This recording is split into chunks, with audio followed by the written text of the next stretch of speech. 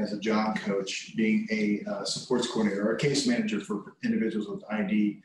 And I was in the state BR agency, actually in Kim's position prior to Kim taking that position over. And I was with the state BR agency for about 16 years. And mental health is something that we both are very passionate about in regards to providing assistance to these individuals who have mental illness. But before we go any further, we're going to go ahead and turn it over to Kimberly.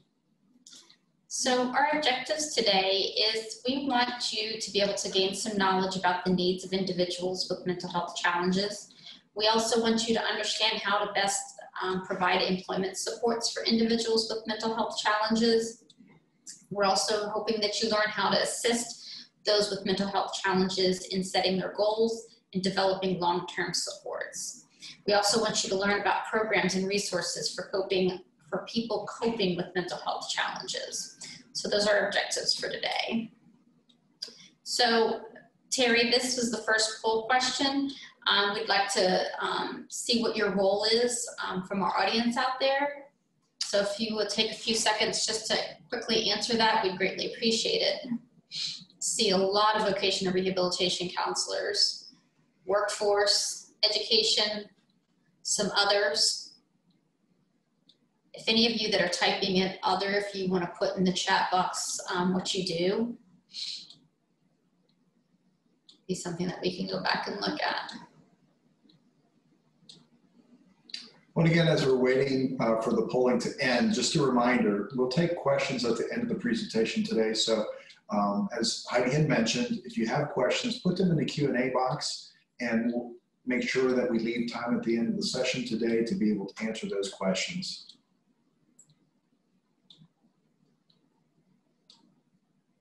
And we can probably, Terry, if you want to, we can probably end the poll. Yeah, we're just getting a little bit fewer responses than we were before. So I was going to suggest that we'll end the poll. Okay, it looks about almost 80% of you are vocational rehabilitation. So glad hopefully we'll be able to find this information useful. Terry, if you could close out the poll. Try the X on the top. Oh, he's letting them see it. He's sharing the results so everybody can see it. Okay, is it gone down now? It's still up on our screen, so go ahead and hit the X on the top. Okay. Okay, I was able to close it out. Excellent. Thanks, Kimberly. Oh, you're welcome. So today we wanted to define a few things. There's a lot of overlap and a lot of words that are used in multiple things. So we wanted to be clear as to what we were talking about today in our presentation. So SUDs or substance use disorders, that is going to be the use of any type of alcohol or drugs, and it's going to be that excessive use of that. So anything from your cannabis to your alcohol to your opioids. Serious mental illness. So the difference between an SMI and an SED, which is serious emotional disturbance, is age. So your serious mental illness is going to apply to your adults that are 18 and over. Your serious emotional disturbance is going to apply to your youth, those that are under the age of 18. All of them are going to have some sort of serious impact in a person's daily living, their functioning. And that's how they're going to fall into these categories. Those of you that were in education, you're going to see a lot of your serious emotional disturbance in your IEPs or on your RRs. It's pretty much a catch-all category, and a lot of your different disorders, such as your childhood schizophrenia, your pervasive developmental disorders, things like that, they're all going to fall up under emotional disturbance at that age. Co-occurring. So you're going to hear us either call co-occurring or comorbid today. And when we're talking about that, we're talking about the person that's been diagnosed with a mental health disorder and also substance abuse. That can sometimes also be referred to as dual diagnosed, but today we are going to be referring to dual diagnosed as somebody with a mental health disorder and intellectual disabilities. And first, we're going to be talking about transition age youth. And I'm going to be talking first about resources, and we're going to dig a little deeper into the challenges that youth, we're talking about individuals typically from age 14 to 26. That's how the mental health system typically defines that age range. Excuse me, but I know that falls within the transition age youth or age range for individuals in the VR system as well, although ours goes a little bit higher on the adult side. So first, we're going to be talking about the Youth Technical Assistance Center. So the Youth Technical Assistance Center is an organization much like PE3 that is funded by the Rehabilitation Services Administration, and their primary focus is working with individuals, youth with many different challenges, such as the criminal justice system, such as being homeless, such as single and pregnant, such as out of school, and in many cases, they've developed different documents, different toolkits, bulletins, white papers, in regards to, what are the challenges that these individuals face that lead to them having these situations such as homelessness, as a criminal justice system. So anywhere from trauma-informed to mental health, the challenges that individuals face with mental health or significant emotional disturbance as well. So this is a great resource that I recommend. We also have it in a resource page, the link to the YTAC, in regards to a tool that you can use to help you enhance your abilities, enhance your skill set, and your knowledge of working with this population. Also, Think College. Now, it's typically listed for individuals that are have intellectual disabilities, in that individuals with intellectual disabilities and their families, have you thought about college? Can you think college? But I recommend this as well for individuals that are dually diagnosed, as Kimberly had mentioned before, those with ID and with mental illness, because I think that post-secondary education is a good landing place for many individuals, not everybody, but for many individuals in regards to continuing to build their skill set for their career path, for their being able to forge themselves forward in independence. And lastly, I have listed the Youth Leadership Network. Now, it might not necessarily be called that in your state, but typically states do have these programs. And specifically, I'll dial in on the Pennsylvania one for a point of reference. The Pennsylvania Youth Leadership Network, and what its premise is to do is to put youth with disabilities, with older youth with disabilities, acting as mentors to help them learn independence skills, help them learn advocacy skills, help them learn how to make the most of opportunities that they're presented with. So again, these are tools I think that you as the professional can use to help individuals that you're serving, youth with disabilities, youth specifically with mental illness, and being able to get them resources, get yourself resources to help them foster independence, develop their pre-vocational skills, and eventually their vocational skills. Next slide, please. And specifically, supports to youth.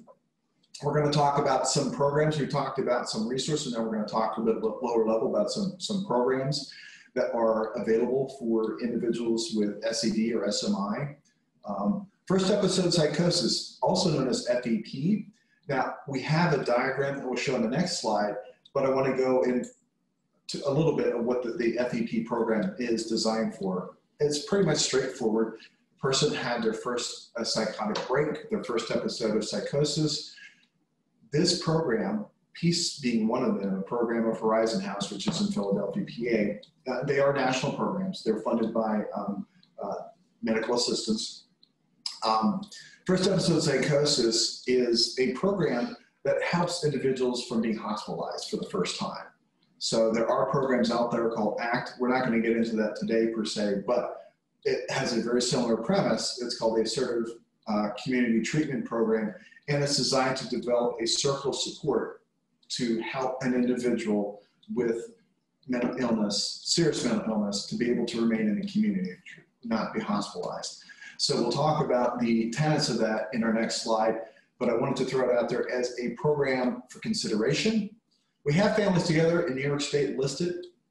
Family peer is a very important role, I think, as well. We'll talk more about a certified peer and a certified recovery specialist, which are peer positions, individuals that are in recovery themselves, acting as professional alongside the individual. The family peer is helping families with a loved one, an individual who has mental illness, in many cases youth, 17 and under, helping the family learn how to be a resource, how to advocate for that individual, how to be a support. Because in many cases, families may actually be a detriment to the individual with mental illness. They may have trauma in the family. Then individuals, family members themselves may struggle with mental illness, may struggle with substance abuse issues, may struggle with a variety of different things. The family peer is a family member who's had an individual in their own life, in their own family, who's had mental illness, and they've learned how to advocate for the person, how to help the person have a voice, help the person learn how to focus on being independent and understanding their disability so that they can be better for it. And I'm going to turn the youth mental health first aid over to Kimberly. So as I said earlier, I am a youth mental health first aid instructor, and this is very similar to your traditional CPR course for first aid. It basically teaches you how to identify, understand, and to respond to the signs of a youth that may be having a mental health crisis or substance use issues. It teaches you how to identify that early and how to intervene with that. It is geared for adults, so you have to be 18 to be able to take the course, but the curriculum is based on looking at youth that are 6 to 18 years old. It just helps you to be able to identify those first signs, and it teaches you how to intervene and how to get them to the appropriate help. And just a side note, in the state of Pennsylvania, again, Kimberly and I both being from Pennsylvania, we're going to be talking about some resources we're familiar with, but our state Department of Corrections, basically the state prisons, in 2016 and 2018 had each and every staff member, 16,000 people, take the adult mental health first aid because they saw that as an important component in being able to address mental health issues because there's such a high population in the criminal justice system. And it's a great tool, I think, for any professional working with individuals who may be disadvantaged, maybe have involvement in the criminal justice system. So I just wanted to emphasize what Kimberly is saying. It's a great training if you can get into it. I strongly recommend it. I know that it really enhanced Kimberly's skills, and it's something that is going to help you not just with youth, but with adults as well. And in many cases, when a person struggles with mental illness, it may be a lifelong disability. So being able to have those first aid skills and knowing how to see the signs and help people where they're at is so critical. Nextly, schools, sorry, did you want to say anything else? Okay. Nextly, schools, making sure that the schools are tuned into providing mental health services is critical. And in many cases, the schools are there because they're being tasked to do so many things with individuals these days.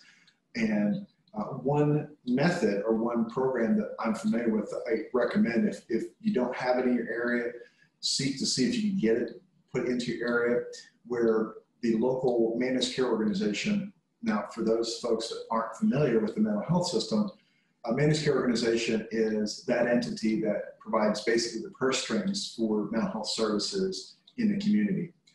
What a local managed care organization had done in the 5-county region in central Pennsylvania around the capital, Harrisburg, PA, was put clinics, mental health clinics, in the school facilities. So the 239 physical locations of the schools, whether it be the primary schools, the high schools, those types of middle schools, every school in this area has a mental health clinic in the school. That is so powerful, and so being able to meet the needs of the individual where they're at, as opposed to saying, well, here's a referral, go see XYZ community service provider. No, the community service providers are in the schools. So again, if your school doesn't already have a program like that, please see what they can do to be able to get that in their menu of services, because it is so critical and so helpful. Because as we know, especially in secondary schools, high schools, many individuals experience their first mental illness in their teens and into their 20s. So having those resources available is critical. And lastly, colleges. As you probably know, many colleges have their disability services offices on campus, but as things have been challenging moving forward in this world that we live in right now. A lot of things have gone virtual. Being able to make sure that colleges are still able to function and provide those mental health services despite the situation, despite the online versus in person, is critical. So if you don't already have your contacts with your schools in regards to what they're doing for mental health services, please reach out to them. Find out, well, in this new environment, this new world we currently have because of COVID, what are you doing to make sure that students are getting the mental health services they need while they're attending online? So that's very important. Next slide, please. So what we have here is the diagram of the FEP, the first episode psychosis program. So we'll start at the top, 12 noon of the diagram, and move around. And the first one we have is individual therapy. We have a picture of a person with gears turning in their head. So it's so critical for when a person has their first episode of psychosis to have that therapy that meets the needs of where they're at. So that's the first part of that wheel. And moving clockwise to the right, we have family therapy. And again, as I mentioned earlier, having family peers as a resource, having families understand what's going on in their loved one's life, finding out what is going on in the dynamic of the family. There may be some issues that are exacerbating the mental illness as opposed to helping that. So having the families be in therapy as well to meet the needs of the individual is so critical. Next, psychoeducation, helping the individual understand what's going on in their life, helping their family understand what's going on in the life of the loved one is so critical. So psychoeducation in helping understand it's not your fault. This is what's going on. It could be a chemical imbalance. It could be some family dynamics. It could be trauma that they've experienced. So helping them understand themselves is critical as well.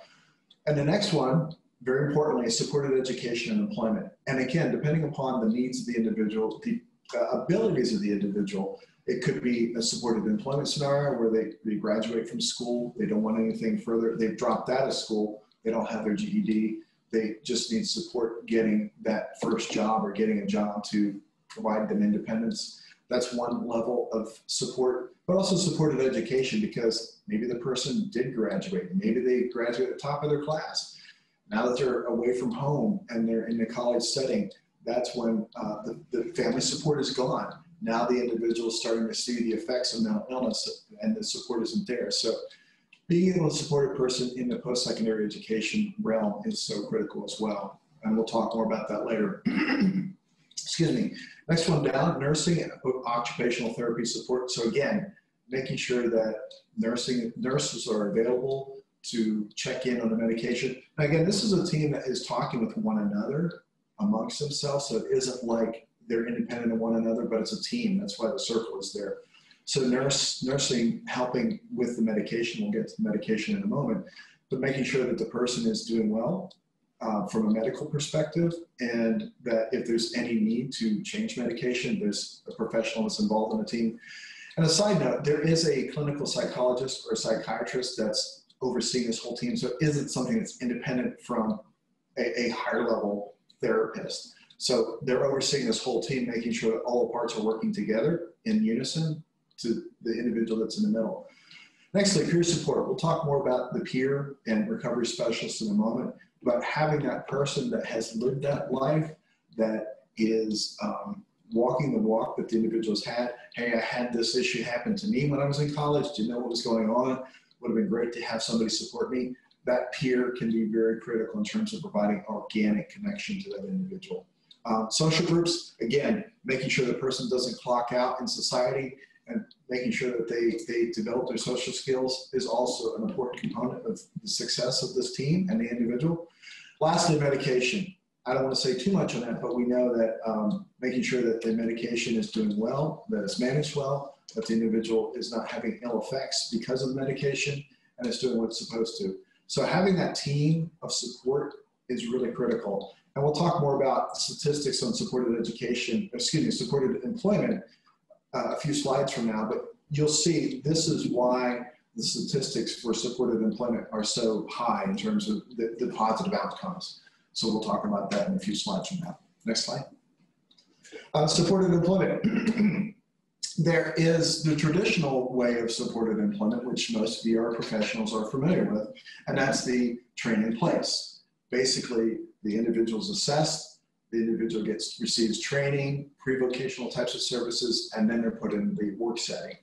Whereas the mental health version of supported employment that has shown great success is called the individual placement and support. It's from the mid-90s from Dartmouth College, and it's also known as IPS. And what it does is it's placed and trained. So, and that might concern some folks. That might concern, well, we don't want to burn bridges with businesses of the employers because we're getting people into these jobs that don't have training. No, it's been shown that this is around 59 to 60% successful versus the 23 to 24% of traditional supported employment if it's done properly. So making sure that there's a collaboration with the mental health agency, both at the state and local level, is critical to making sure that the IPS model is working well. There's a fidelity tool, which basically at the end of the year, you report out, okay, did this agency do X, Y, Z? And that is a good guide as to whether they're doing it properly or not. So there's a tool involved, there's a fidelity tool, making sure that the service is provided. And what I have listed here is the IPS Supported Employment, a practical guide. It's a document you'll find on the IPS website. So it's a resource. The IPS website is a link that's a resource in the end of our presentation. I recommend if you want to find out what this model of supported employment is and how it's different from your traditional employment, I highly recommend it. And lastly, SAMHSA, the federal funding source, much like RSA is a federal funding source for supported or VR. SAMHSA is the federal funding source for all things mental health. They endorse this. They have a toolkit. It's called the IPS Toolkit, Supported Employment Toolkit. They endorse this as the best method for providing supported employment for persons with mental illness. I know, Kimberly, you want to say a few things? Yeah, so one of the things that we need to be looking at with people with mental health is collaboration.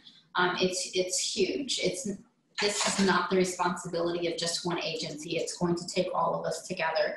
So some of those state and local resources that you can look at is looking at your state mental health agencies, which Randy's working for, and he's employment first lead for them. State VR agencies. And obviously a lot of you are working VR out there, whether you're working state or possibly federal. So looking to collaborate with those agencies. Here in Pennsylvania, we call them career links, but they're the one-stops. Your American Job Centers, like looking to collaborate with them within workforce. Employment First agencies. Randy does it statewide. There's also local Employment First groups that get together. So looking at those in your local area. Looking at your ID agencies, that's another huge collaboration, and those can be your county level, and those can also be your state offices. Here we call it Office of Developmental Programs, ODP. Locally it may be called something else in your area, but looking to collaborate with all of those different agencies can be very helpful in working with people with mental health and intellectual disabilities. Before we move on, I'm sorry. I just want to say one last thing in regards to, as I mentioned before, I was on the Isle of VR, the site of VR, for 16 years. And even before that, with job coaching and whatnot, my funding for the agency I was working in was purely VR.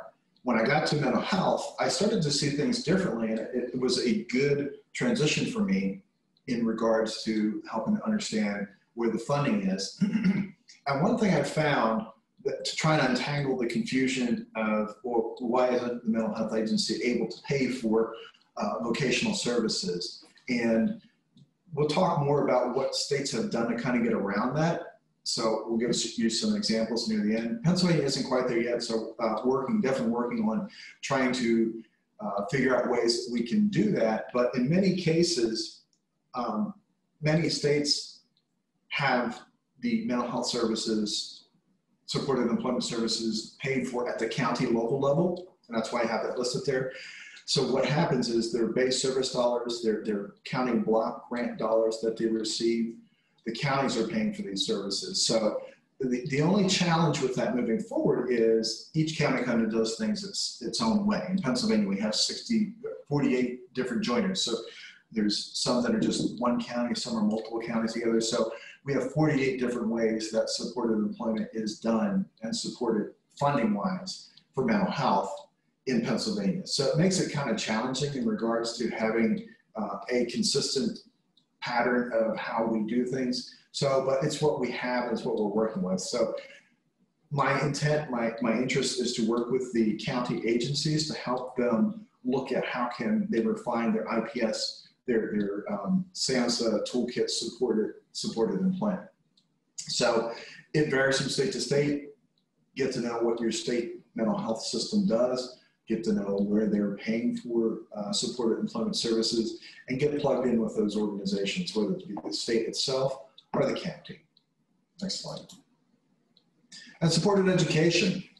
Again, I think it's two sides of a similar coin in regards to many individuals may need the path of supported employment to help them be successful for those individuals with mental illness. But I think many, many individuals would benefit from good supported education resources made available to them.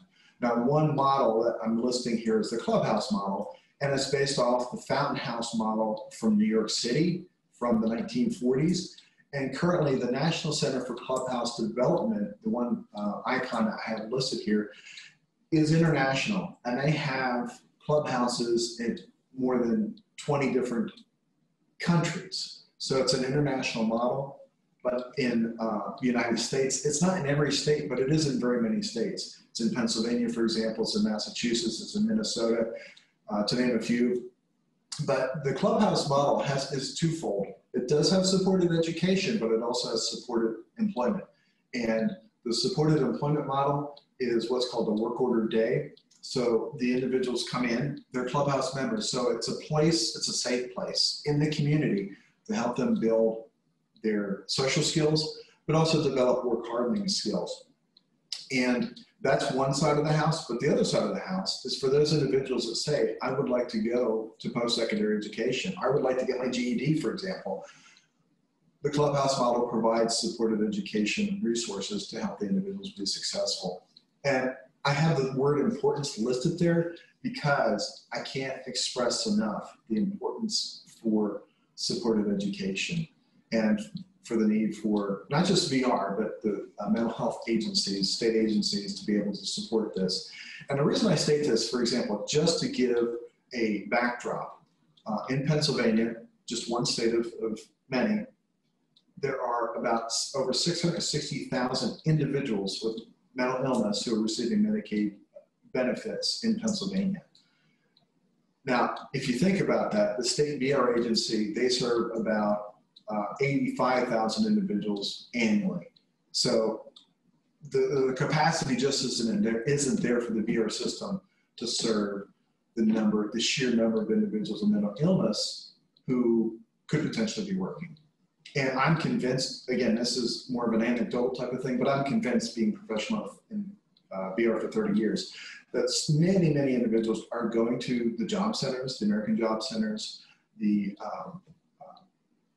one-stops to look for work. They have the ability to get the job.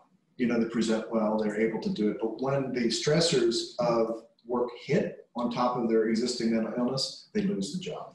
So I think that in regards to supported employment, it's a critical thing to help individuals, but also supported education. And the reason I bring that up is because many individuals are looking for work that is beneath their ability. And that's part of the reason they're not being successful.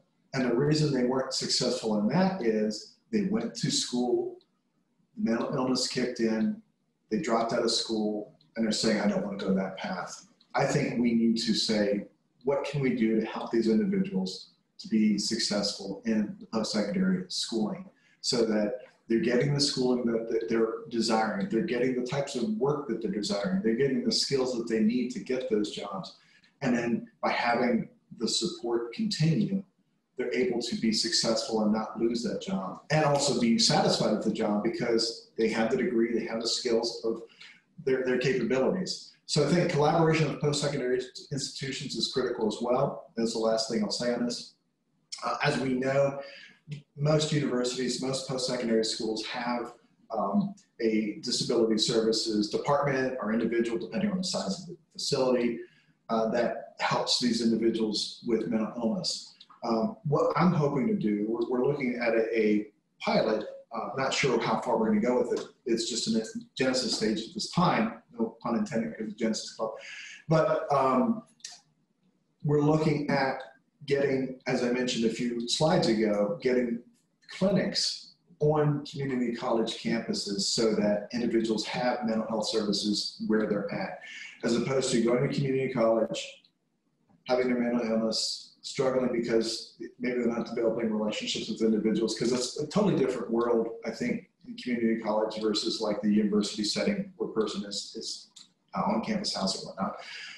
Anyhow, what we'd like to do is put these clinics in these community colleges so that individuals are getting services and served by the community providers at the school. So I think shoring out supported education is something we all need to look at doing for those with mental illness. And lastly, I have the higher education support toolkit, which is from Boston University. Again, can't recommend it enough. It's a resource. It's referenced in the resource section.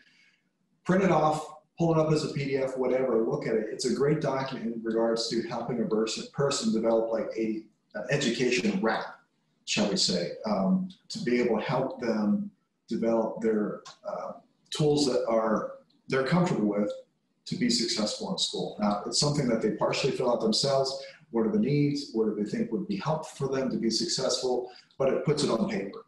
And then a professional sits down, works with them, and they work through, well, how can we accomplish these things? Great tool. I recommend it highly. You know, if you know individuals are going off to school that have identified mental illness, I would say sit down with the individual, have them fill this out, and then review it with them before they go off to school. Next slide. Comorbid, as Kimberly had mentioned, there's co-occurring, which is more the medical model. So it's typically found in the cases where there's medical assisted treatment, MAT, where the individual's having like Suboxone or some similar drug to help them off of opioids. So that's usually the co-occurring. But comorbid is more in the therapeutic realm. So we have comorbid listed here. And again, we want to identify its mental health and substance abuse. And the reason we have this slide here is we're asking, is it the chicken or the egg? Is the mental health more important? Is the substance abuse more important? Which is the higher priority? The answer is both. So whether the mental illness started at an early age or the substance abuse started at an early age, they started drinking at 8 and they found out that they had bipolar at 15, excuse me, doesn't matter which started first, they both need dealt with equally. You can't try and weigh up, you know, you have a scales that's unbalanced. You got to balance the scales out and you have to work both simultaneously and see that whatever resources you're sending them to, any therapist or whatnot that you might be funding or that the mental health services might be funding, but they're dealing with both equally. Next slide, please. Dual diagnosis, Kimberly and I are going to share this together. The dual diagnosis, again, are those individuals with intellectual disabilities and mental illness. So I'll let Kimberly talk about the first bullet and then I'll finish out. So again, we were talking about dual diagnosis, it being mental health and intellectual disabilities, which is how we've diagnosed it here. So collaborating with those agencies is crucial when you're working with somebody for employment. Looking at your, most of your, I know it's here in Pennsylvania, our intellectual disabilities are county level. And like Randy was saying earlier, some of them are co-joined, so some of them are multiple. We have 48 across the state. So hooking up with those, finding out who your local county level intellectual disabilities is, and then also looking at who is at your state level. Like I said here, it's Office of Developmental Programs at ODP. Mm-hmm. So looking to see which organization is at the state level in your local area and making sure that you're collaborating with them. It can be huge in helping this population. Right, and in many cases, there may be funding available for those individuals that the mental health system may not be able to provide. Through waivers. Through waivers, through home and community-based services waiver. And also base funds. And base funds, yes. Mm-hmm. So, and also too, in many cases, because the individuals have dual diagnosis, much like comorbid, co-occurring, since the individual has both, there's more agencies that are probably working on behalf of the individual. I know in our own state, and I'm sure it's like that in many states, the State Office of Mental Health, my agency, and the Intellectual Disabilities Office work together collaboratively. And they have different, they actually have a conference, they have different learning sessions where we can learn about, okay, what are the specific needs of a person who presents with these multiple issues. So again, looking to your mental health agency, looking to your ID agency, as well as at the local level is critical to being able to know, okay, what resources are available to help the individuals that we serve. Another organization I'm going to mention, just like I mentioned with the YTAC and the Youth Leadership Networks, Pennsylvania Youth Leadership Network earlier, is the Statewide Employment Leadership Network. Now, it's not something that is similar to like the WINTAC or the YTAC or the NTAC, the technical assistance agencies or the PE3 who we're going through right now. It's not funded the same way. It's not funded at the federal level, but what state ID agencies do is they pay a fee to the Statewide Employment Leadership Network annually to receive resources, to receive technical assistance, much like the different RSA technical assistance facilities provide on all things employment. So again, if you're not familiar with the Statewide Employment Leadership Network, I recommend going to that website and finding out what kind of resources they have available. You know, if you have a population that you're working with that are dual diagnosed, I strongly suggest that you look at the Statewide Employment Leadership Network as a resource, as a tool to help you in regards to what are the challenges, what are the resources that are available for supported employment. And again, I'm going to reiterate about the Youth Leadership Network. Again, individuals that are in this situation may greatly benefit from the Youth Leadership Network. Say that 10 times real fast.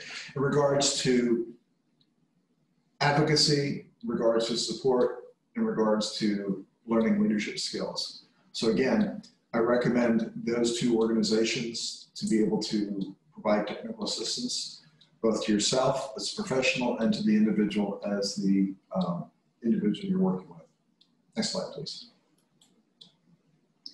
So Veterans Administration, that is a federally funded service for veterans with mental health. One of the biggest resources that they have is their Veterans Readiness and Employment, which is VR&E, to help people with mental health get back to work. That's a special program. Basically, that's the federal funded part of the state VR. It's the same agency, but just the federal part of it. We are going to go more in depth in this afternoon because we are doing the presentation on the veterans' mental health. But we wanted to bring this into here because veterans' mental health is huge, and those of you that are supporting them. One of the big services that's a really great service for them is the Veterans Peer Support Services. So this is basically somebody that has, just like the regular peer support, it's somebody that has that lived experience that can walk alongside of that veteran and help them through those services. They can help them with goal setting. They can help them identifying their strengths, supports and resources, looking at things in the community to be able to help them. It's huge when these men and women are coming out of the service to be able to transition from that military life into that civilian life and the trauma and everything that they've been through. And like I said, we'll get really in depth into this afternoon. But that VA peer support is critical for them. You mind if I say a few things as well?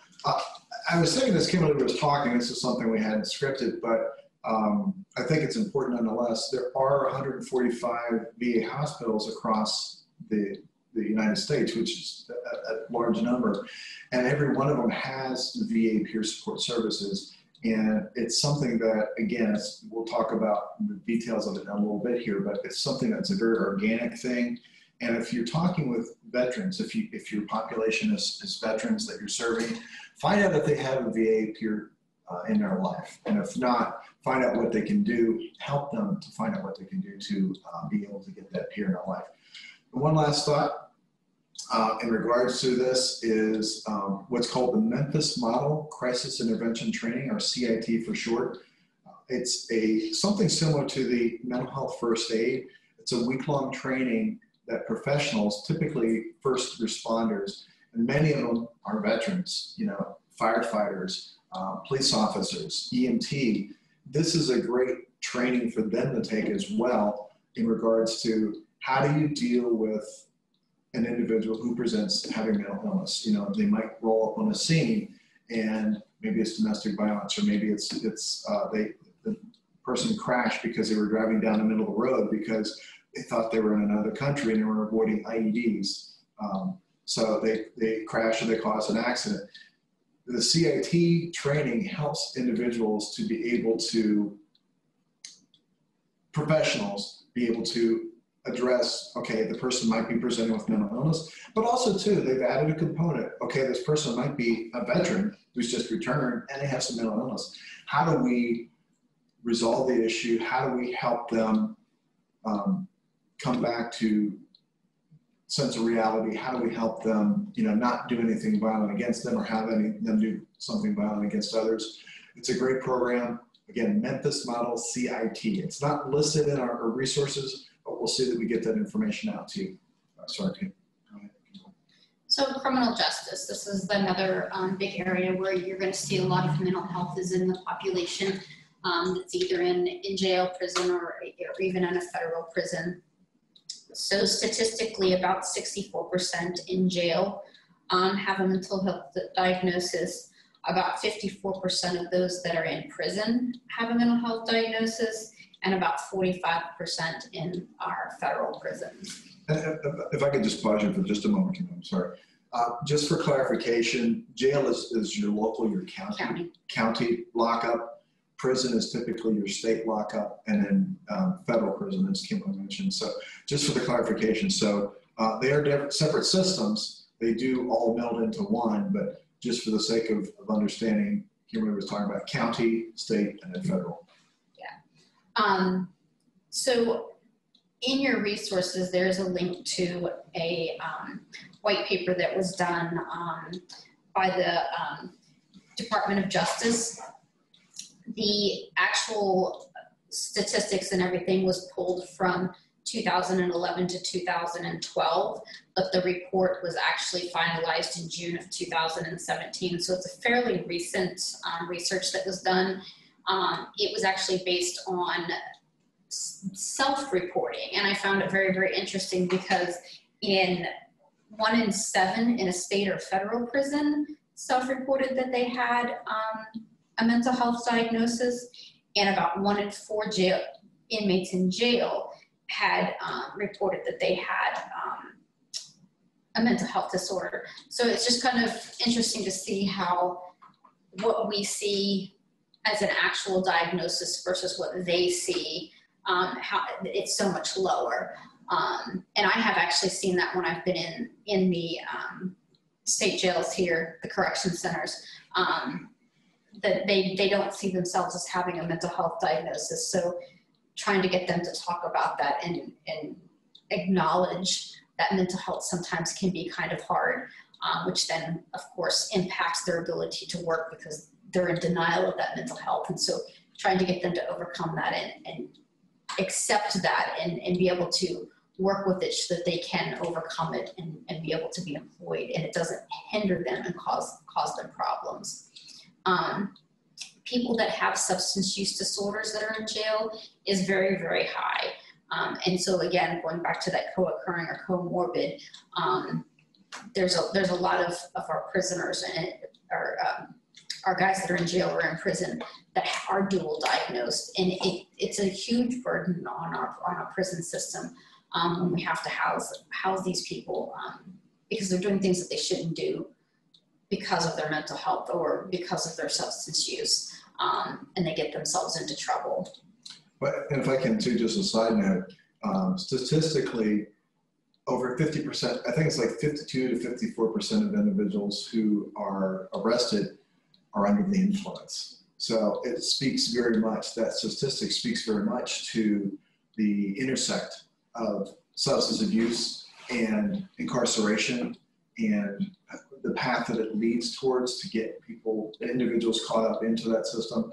So that's one thing we want to keep in mind as well, is that, you know, if you're working with individuals that have a criminal record, there's likely, more than likely, a mental health diagnosis and statistically a substance abuse diagnosis as well. So I'm sure it's something folks are already aware of, but we wanted to lay out the statistics so you get an understanding from a data perspective. So, and again, in the criminal justice system, traumatic brain injuries is rampant. The statistics are anywhere between about 25 to 87%, which is very, very high. Some of it is self-reported. A lot of these guys have had brain injuries as children prior to coming into the criminal justice system, and so then a lot of times, due to socioeconomic stuff, they may or may not have ever been treated, so there may not be any medical records. So sometimes it is self-reported, which is why there's such a discrepancy in the numbers. We can't like pinpoint it because a lot of times there isn't that record. We're just going on what they have said from the traumatic brain injury that they've had. Well, and do you think too, Kimberly, it might be, do you think that institutions, jails, prisons, whatever, maybe they look at how you diagnose that disability differently? So maybe the statistics are off because of how they're, you know, one facility might diagnose it this way as a mental illness. Depending on what they're using to, sure. to diagnose it, Sure. you know, what assessments they may, or tools that they may be using to diagnose it could be different from one facility to the next. So there's a lot of different variances in there. So that's kind of why the number is so broad, but it's significant. If anybody's interested in trying to look, there was a 2018 study actually done here in Pennsylvania on our prison systems, and some guys that volunteered to be part of that research on traumatic brain injury. So it was some very interesting statistics that came out of that. And I mentioned before we were going to get to certified peer and recovery specialists, certified recovery specialists. The history of it is, back in the early 2000s, there was a White House white paper talking about redesigning, reinventing the mental health system. And part of that reorganization, that reinventing of the mental health system, was the creation of the certified peer. And since then, the recovery specialist has come along as well. But what it is I think there's about 31 states right now that have Medicaid-funded certified peer specialists. And in some cases, many states, they are both a peer and recovery specialist in one. In Pennsylvania, for example, the certified peer, the mental health, the certified recovery specialist, the substance abuse are two separate professionals. But there are many individuals that I'm personally aware of, that hold both certifications. So the history was, need to reinvent the system, need to get more down to local level. The answer was the certified peer, the certified recovery specialist. So it's an individual, it's an organic thing, it's lived life. It's an individual who has had mental illness in their history, has had substance abuse in their history.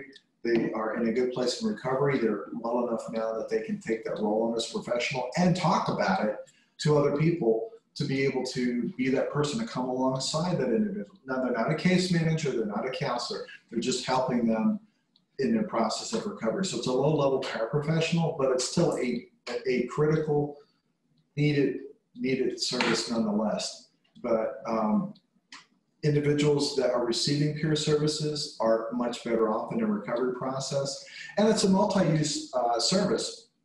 There's a youth peer, there's forensic criminal justice peer, there's a veteran peer, there's older adult peer. Currently right now in Pennsylvania, we're doing the LGBTQ peer. They're developing that subset of the certified peer. So it's something that's become very wide, and it's something that's very, very effective in helping the lives of individuals who are living with mental illness, helping them recover, helping them stay in recovery. If you're not familiar with the program, Find out if your state is providing certified peer services or recovery services to help individuals in their path of recovery. And when you're working with individuals, if they're receiving medical assistance, and in some cases, we talked earlier about how counties are using block grant funds or base funds to pay for services. In Pennsylvania, the recovery specialist, it's not something that's Medicaid billable because it's a distinct position from a certified peer, but the counties are paying for it. So find out if the individual is receiving peer services, are they receiving a recovery specialist if you find out that they have these disabilities. If not, find out if you can get them plugged into these services, because again, any extra services that can support this individual in their recovery process, whether it be mental health or substance abuse, is so critical. It's so important to help them be independent and be successful and stay in that place of recovery. I highly recommend making sure that the individual, I can't state enough, if the individual isn't receiving peer services, if your county pays for it, your state pays for it, get them plugged into those services if they're not already listed as a service in their life. Next slide. And funding and long-term supports, big question people have in regards to, well, how do we pay for this? One way is rated funding, which you probably know about. Again, we didn't talk about this per se, but Kim and I, with the few minutes we have remaining, we can talk quickly about that. In 2017, the Pennsylvania Mental Health Agency gave the Pennsylvania VR agency $50,000 as a state match for the Pennsylvania VR agency to draw down federal VR dollars. So what happened was, when we gave the VR agency $50,000, it allowed the state VR agency to draw down over $180,000, and it turned out to approximately $235,000. I'm in social services, so I'm not a good mathematician for that reason. But it ended up to be about $235,000. But what was done with that money was it was specifically used to pay for certified peer specialists to become certified, go through the training, become employed, and help other individuals with mental health disabilities. So the certified peer is such an awesome program because it helps individuals with mental illness become professionals, but it also is helping them help others with mental illness. So it's a giving profession. It's a really great program. That's one example of bridged funding. Another example is state agencies may pay for, mental health agencies may pay for the pre-vocational services and a post-vocational, meaning once the case is closed by VR. So there's different models in that regard. One thing that is kind of a buzzwords in the mental health system is called social determinants of health, and also part of that is value-based purchasing. And social determinants of health, there are 9 official ones, but I'll name the high ones: transportation, housing, food security, employment, domestic violence. Those are the big ones in regards to, if systems can address these areas in individuals' lives, it's going to help them be more independent, and it's going to help them lift them out of poverty. And value-based purchasing is part of that, where managed care organizations in the mental health system are using that methodology to say, if you can save money by helping an individual learn to be independent, as opposed to staying in their lane and these $10,000 worth of services are being purchased for them this year. If you can help them be successful so that next year they're more independent, we have to pay for less taxpayer dollar services, say $9,000, that's value-based purchasing. So what managed care organizations and our partners are doing are helping to put individuals in those different lanes. They're not necessarily paying for those services, employment being one of those, but they're putting individuals in those separate lanes so that they're putting them in a pathway of, have you thought about employment? What can you do? Can we assess you? What are your strengths? What are your weaknesses? What can we do to help you be more prepared for the world of work? So that's one component of what mental health is doing within the confines it has financially through its federal funding source, to be able to kind of flip the script, change the narrative, as it were, to help individuals be more successful in their independence. Now, the Maryland model, I love this model. I wish that we could adopt it. What they did in the early 2000s was the VR and the MH agencies got a capacity grant, a couple $1 million, to be able to develop a common data system. So if an individual is coming to the mental health system for services, as the information is inputted into the application, it's simultaneously being filled in the VR application as well.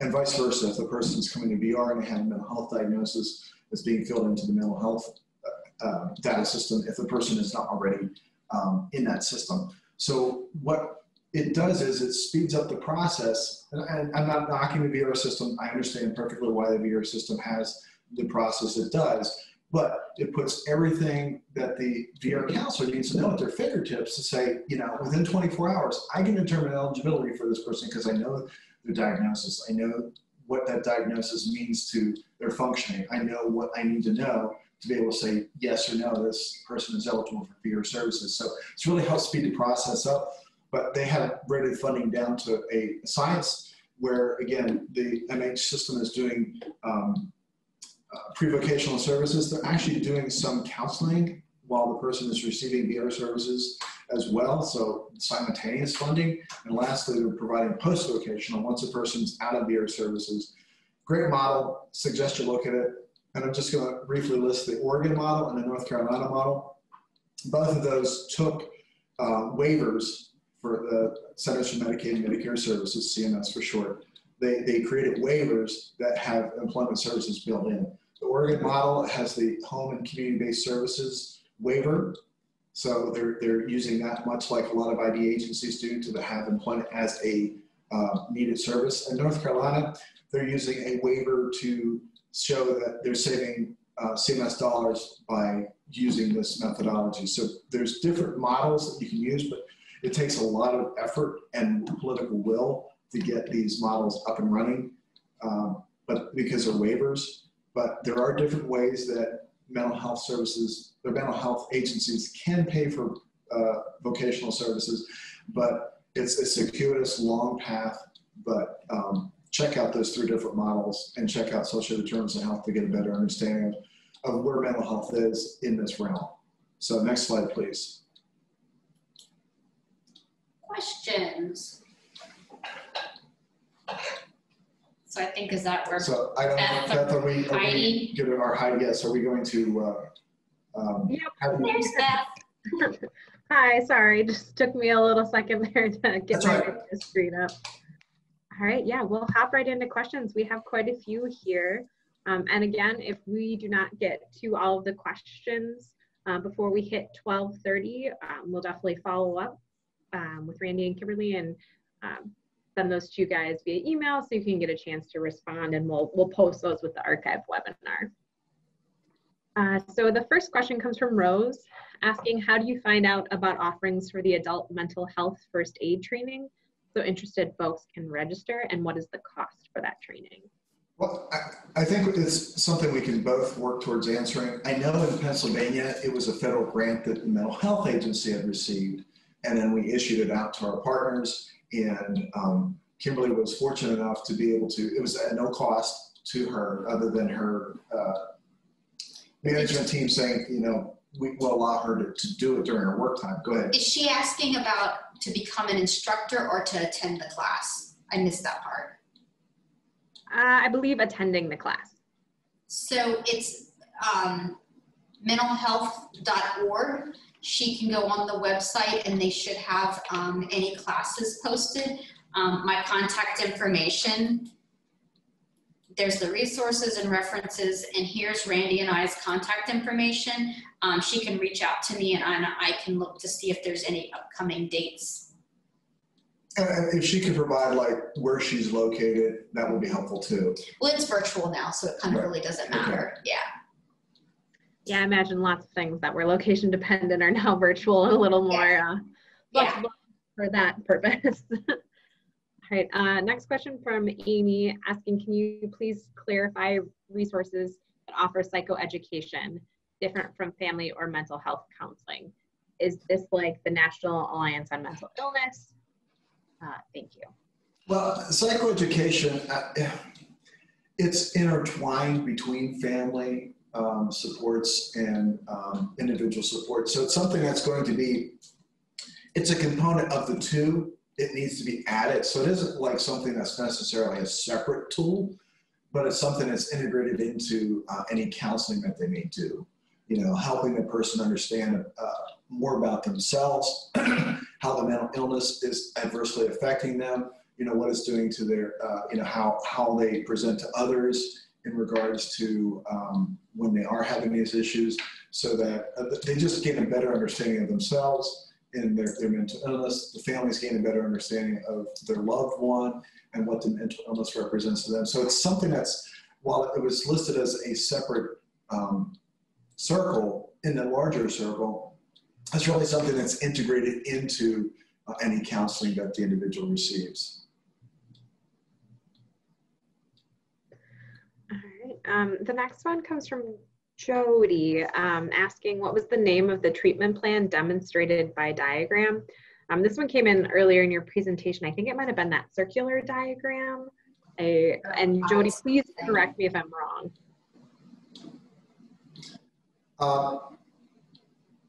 I'm not sure. You talk about the big circle, the circle of circles? Mm-hmm. Yeah, I believe so. But again, Jody, if I'm completely off base, please hop back into the Q&A and clarify for me. And same goes for everyone. If I misunderstand your question or you want to clarify, please feel free to jump back in. Well, the treatment plan, if I understand that question correctly, the treatment plan basically is dependent upon, it's driven by the individual. It's much like the IEP for school, the IPE for VR, the ISP, the individual service plan for mental health case management. It's going to be something that's unique to the individual. It's driven by the individual and supported by professionals. So you know, my treatment plan is going to be different than Kimberly's treatment plan. It's going to be different than your treatment plan. So it really is dependent upon the needs of the individual, and it's driven by the individual's desires. And she did clarify, she was talking about the circle of circles. Okay. All right, next question comes from Angela asking, can you discuss services offered by OT providers in more detail? Well, in regards to, depending if the person has never worked before, depending on the person needs to habilitate, maybe the mental illness has been detrimental enough, excuse me, that the person needs habilitation skills as opposed to rehabilitation skills, because they may have never learned those skills in the first place. So the OT is able to help them be able to be successful. A colleague of mine who is a PT, and his wife is a PT as well, helped me to kind of put things in perspective. He said that his wife works with children and helps them with some OT. And I said, well, what exactly does that look like? He said, well, play is a child's work. So again, you know, helping the individual understand, you know, for someone their age, what should be normal behaviors and normal activities that you should be doing, so it helps them to mature.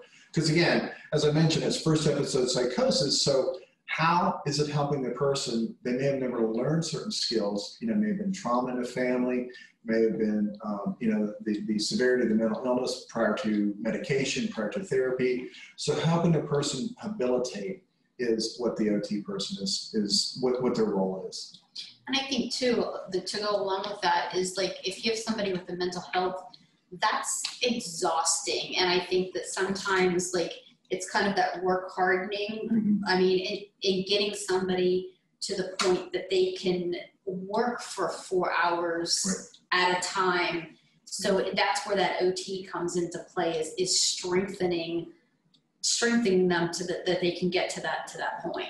And as you notice, in that circle of circles, we'll call it that, the OT was right next to the supported employment, supported education. So again, it's something that isn't an isolated thing, but it's part of a larger team. So it isn't just you have OT services and that's it, but it's for a purpose, as Kimberly mentioned, to help enhance the supported employment skills. Perfect, thank you.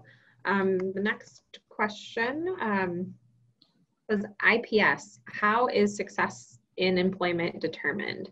Individuals maintain employment for minimum 90 days, or is there a different criteria? Well, I'm glad you asked. I'm glad you asked. In the IPS model, the agencies that are providing those services, they see their services as non-ending, meaning that, yes, VR might pay for some of the services, but because the model is not something that's currently adopted or funded, in fact, they took it out of from WIA in 98 to WIOA in 2014, they took transitional employment out. So the IPS model is pretty much off the table in regards to what VR can fund. So in many cases, the IPS model is typically paid for by either the state through the different models like I had shown, through the waivers, like Oregon or North Carolina has, for example, or in a case of Pennsylvania, it's paid for by the counties. Their block grant funds, their base funds are paying for the long-term supports. So in many cases, VR isn't even part of the picture because the agency knows that VR is going to pay for a certain amount. It may take some time to determine eligibility. And what's nice about the having counties funding the IPS model is, they already know the person has a mental illness. They're able to hit the ground running and get the person into services ASAP as soon as possible. Whereas, and again, I'm not knocking the VR system. I understand perfectly. I was there in terms of the eligibility process, but it can take a very long time. So for many reasons, the IPS model has been kind of adopted by the county system because it's much more responsive to the needs of the individual. And the counties, because they're at a smaller level, local level, they can pay for things much more quickly and long-term. Because once a person's successful, those touch points in a long-term support isn't that big. Maybe 2 hours a month, 2 hours a week, whatever. Just some touch points to make sure the person's being successful. Our next question comes from Karen, and it looks like she's speaking specifically about the state of Rhode Island, but I would imagine this probably comes up in other states as well. Sure. What do you do when the mental health agencies say they don't have the staff and or time because they're doing case management as well? So they cannot provide supported employment services, yet VR cannot provide these funds. We cannot provide long-term funding. Only one mental health agency in the state of Rhode Island has the staffing ability. Well, it sounds like they're talking about a provider of services as opposed to the state agency. So that was what I was thinking as we're talking, and Kimberly, please feel free to jump in. I'm thinking that you need to talk to the providers, the service providers at the local level, because they may have gotten grants, they may have other funds that are more flexible to be used. Like Goodwill, for example, just off the top of my head, nonprofit organization that has many sources of revenue. So in the case of Rhode Island, my suggestion is talking to that particular provider that was mentioned and finding out, well, how do you fund this? And find out if there's ways that other organizations could replicate that. Because if there are capacity issues, right now, unfortunately, there are capacity issues across the board. So I think that, until the pandemic is over, until we kind of dig ourselves out of this whole situation, unfortunately, I think we're going to have capacity issues. But my recommendation is find out what that agency is currently doing, the one is doing it, find out if it can be replicated, and see if you can get buy-in from other organizations to go that same course. And as far as capacity issues go, I think that's just, it's everywhere. So don't feel bad that it's in Rhode Island. I mean, I've seen capacity issues here in Pennsylvania. So don't think that it's just you. It's all over. But one of the things that I can suggest is it's that collaboration. It's all about communication. So having that communication with your providers of like, hey, can you only handle 10 people? So I know who I need to send here. And it's a matter of having that communication, knowing what each provider can handle. So maybe one provider can only handle 10 people, or another provider can handle 50. Knowing those things and having that communication so that you're spreading the wealth, if you will, so that you're not overwhelming. So your provider that can only handle 10, you're sending them 50 people. That doesn't make sense, because then they're going to get backlogged. But it's a matter of you communicating, but your provider also needs to be able to communicate with you. And I think sometimes providers, they don't want to tell us no as VR agencies because they're scared we won't give them any work. But at the same token, you need to have that communication. You need to have that open, honest dialogue in order to make things work. Because we don't want to overwhelm them no more than they want to overwhelm us, or to be able to say no. So just my 2 cents on that. Yeah. Yeah, definitely. And I would imagine a lot of people feel overwhelmed for one reason or another right now. Mm-hmm. Okay, the next question comes from Marty. Will you be talking about, and this kind of came about middle of your presentation, will you be talking about the specific challenges associated with mental illness? I am in a mental health clinic and I struggle with clients having issues with motivation, reliability, cognitive issues, sleep issues, etc. Sometimes it seems like I want them to work and be more financially secure more than they do. This makes it hard to feel confident in their abilities. Well, and I think that's a reality. Well, I was just going to say, yeah, I don't know that that's anything that you're doing wrong. That person needs to be in a right spot for employment. And it's the old saying of you can lead a horse to a trough, but you can't make them drink. I mean, we may want somebody to be employed, but until they're truly ready for that, I don't know that you can exactly force it. You can continue to encourage it, continue to use the resources that the mental health field, the agencies have. Like, they have the clubhouse model is really big on being able to teach them that skills and slowly introduce them into work. Because I think if you throw them into work, all you're going to do is set them up for failure. Well, and I think it's from a fear-based perspective as well, in regards to, well, I'm going to lose my benefits if I start working. So I think benefits counseling, if that's not something you're already in your paradigm, in your wheelhouse, thinking about benefits counseling, getting that person into benefits counseling is going to be critical to help them understand that, they can make more money and not lose their benefits. They can be more self-sufficient because they're making an income. So I think that's part of the issue too. There's so many urban legends in regards to, you're going to lose your benefits as soon as you start working. So I think trying to undo that thinking is as important as anything else, is having those conversations with people, find out where they're at in terms of their understanding, and as possible, get them in front of a benefits counselor to be able to help give them correct information.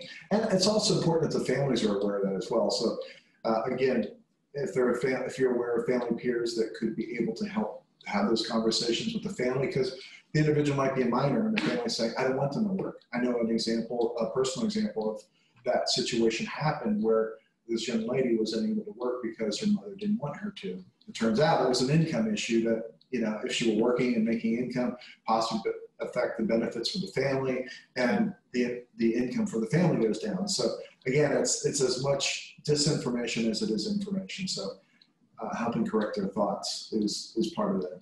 Mm-hmm.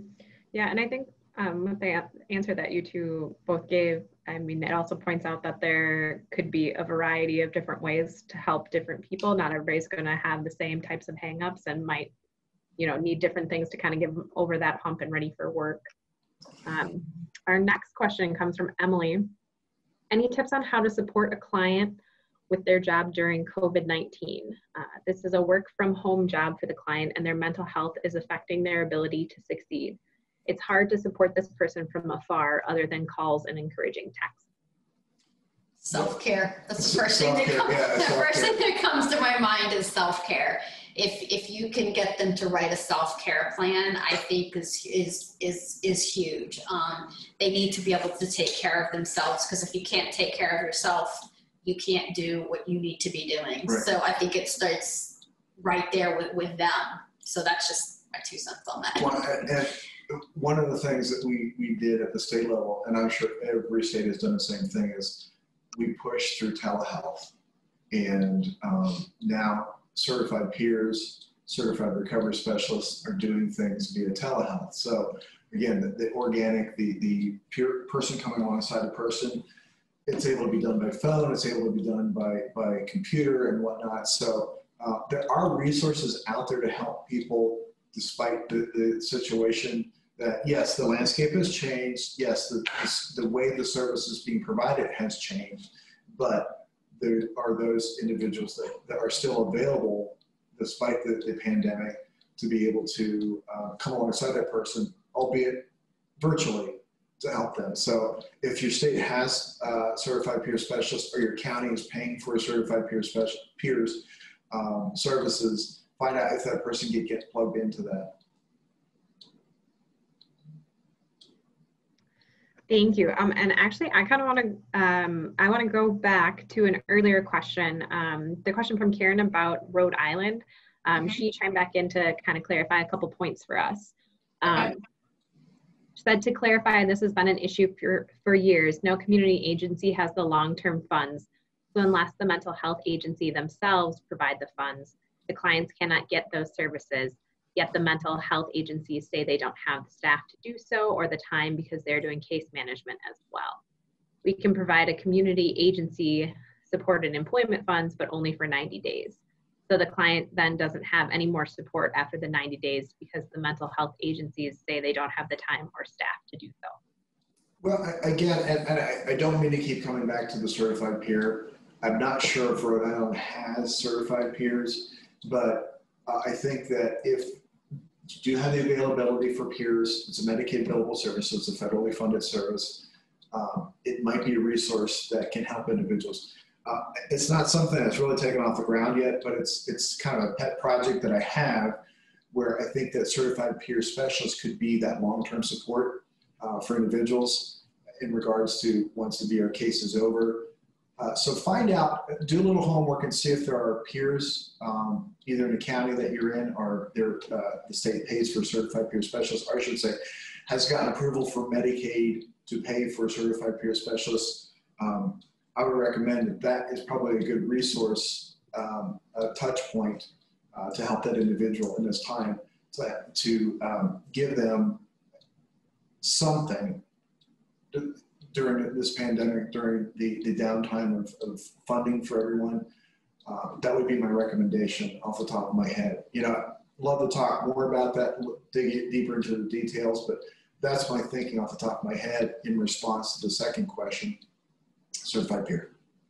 Well, I was just thinking, like, if Rhode Island doesn't have certified peer, like looking at some sort of natural supports. Right. And I think it would be a case-by-case basis. If your mental health agencies don't have the funding, is to look at those natural resources of, you know, helping that specific customer in that specific job to find those natural supports to be able to help them, whether it be a coworker or a supervisor that can be that almost basically that peer support person, that natural mentor, to be able to help them.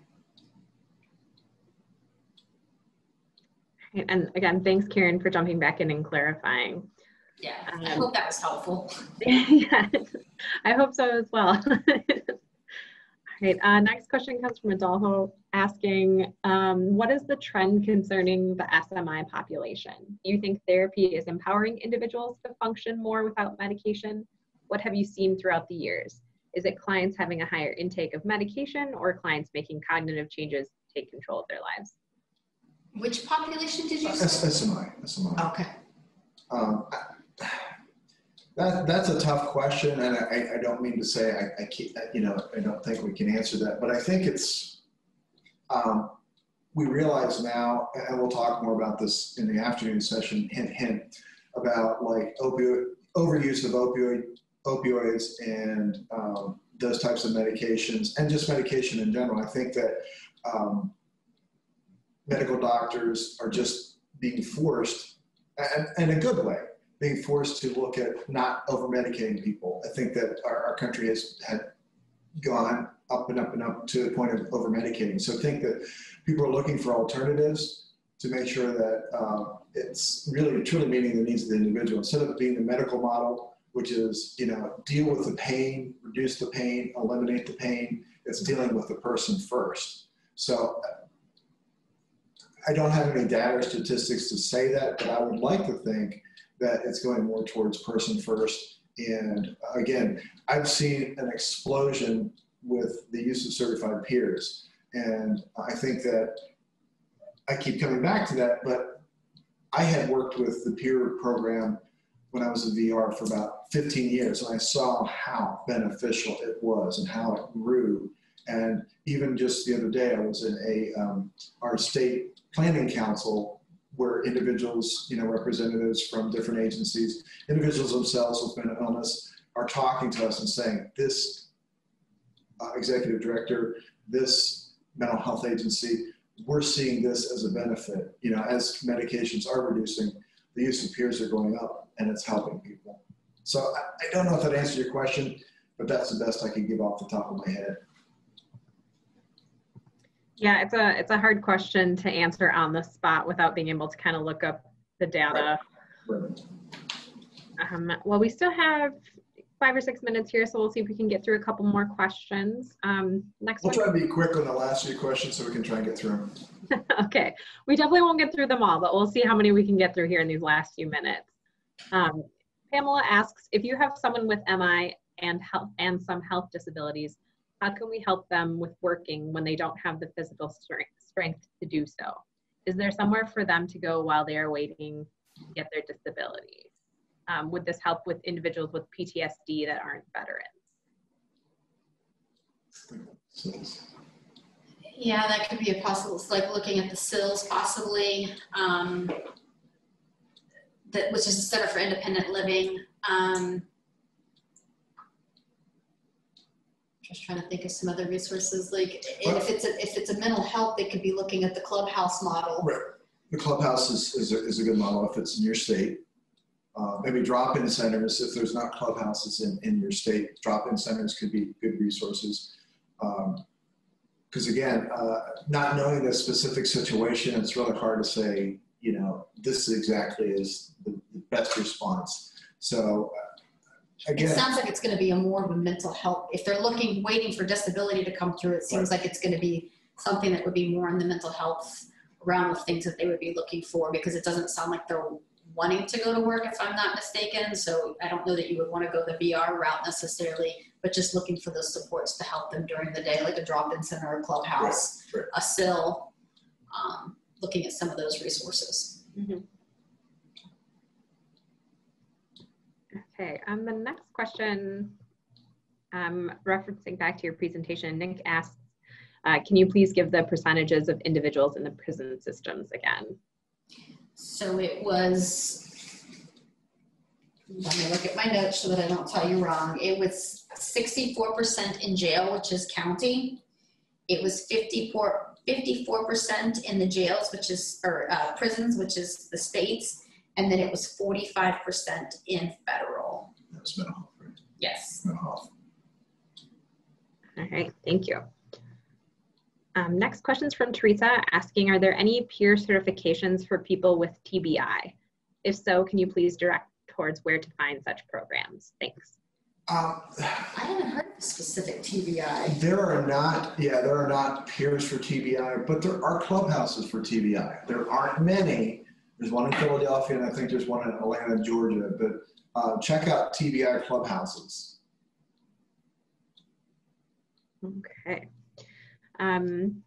Next one is from Annette asking, where can I find a certified peers/recovery specialist in my state?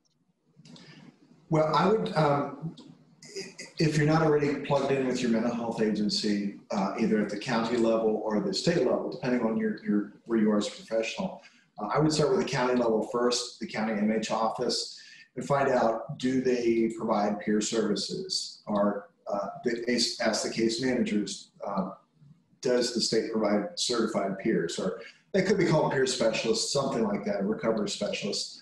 A peer is kind of the common term as you go from state to state. So that would be where I would start first. If you have connections with the state system, the state agency, I reach out to the state mental health agency and ask them. They may be able to provide a more complete response because the county may not know. And if the county is not participating and it's not something that the state is paying for, it could vary from county to county. So depending on where you're at, start with your county and then go to the state mental health systems. And the next post is actually somebody providing resources if other people want to check them out. So Martha posted the link for Wisconsin's model for certified peer specialists, just an FYI if anybody has questions about that. So that's at www.dhs.wisconsin.gov/peer specialist. If anyone would like to check that out. So yeah, thanks for sharing, Martha. Okay, so I think this will be our last question for today. It's a kind of a biggie. In your opinion, how does racism impact mental health/disability? Well, it's interesting. This is a side note. I'm working with the Pennsylvania Association for Persons Supporting Employment First, APSE. It's a national organization, but many states have chapters. We're actually bringing in a gentleman who was incarcerated. He's African American. He was incarcerated for 19 years. And we're going to have him come and talk about that very topic and how it intersects with supported employment. And one of the things he was talking about, because again, you know, me being in my situation, I honestly I haven't experienced those types of things. But just what he was sharing just kind of sent a chill down my spine in regards to, you know, walking home and whether, you know, sitting in your dining room, at your dining room table wondering if you're going to get shot.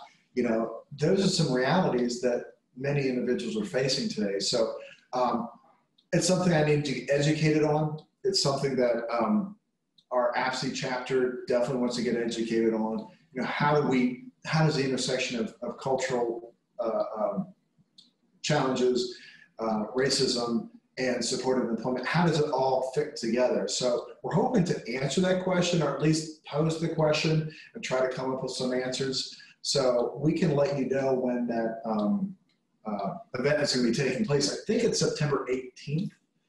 Don't quote me on that, but I will see that the link for that event, and specifically his name is Colwyn Williams, C-O-L-W-I-N Williams, from Philadelphia, PA. He works with Temple University, and his